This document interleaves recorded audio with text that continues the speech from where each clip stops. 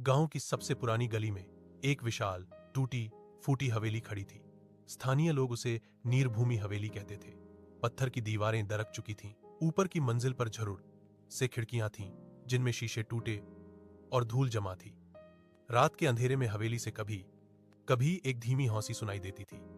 सुनी है तो बहुतों ने, लेकिन किसी ने पुष्ट नहीं किया था। वहां रहने वाला नहीं था।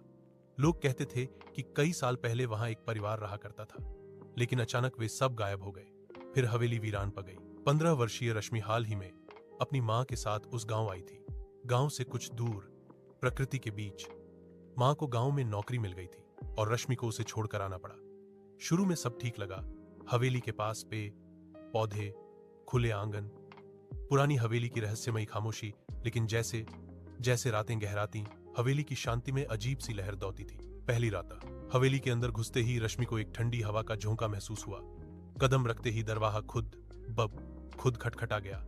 मां ने कहा कि वह पुराने पर्चे से होगा, लेकिन रश्मि को उस आवाज में कुछ महसूस हुआ, जैसे कोई खिड़की खोलने की कोशिश कर रहा हो।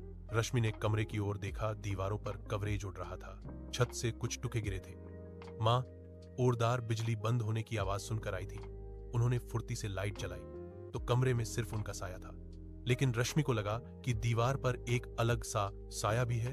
उसकी अपनी छाया के साथ एक दूसरा हल्का साया। उसने मां से कहा, मां, मुझे ऐसा लग रहा है यहां कोई है। मां ने मुस्कुरा कर कहा, शायद हवेली की पुरानी दीवारों की आवाजें हैं। लेकिन रश्मि जान चुकी थी कि यह सिर्फ दीवारों की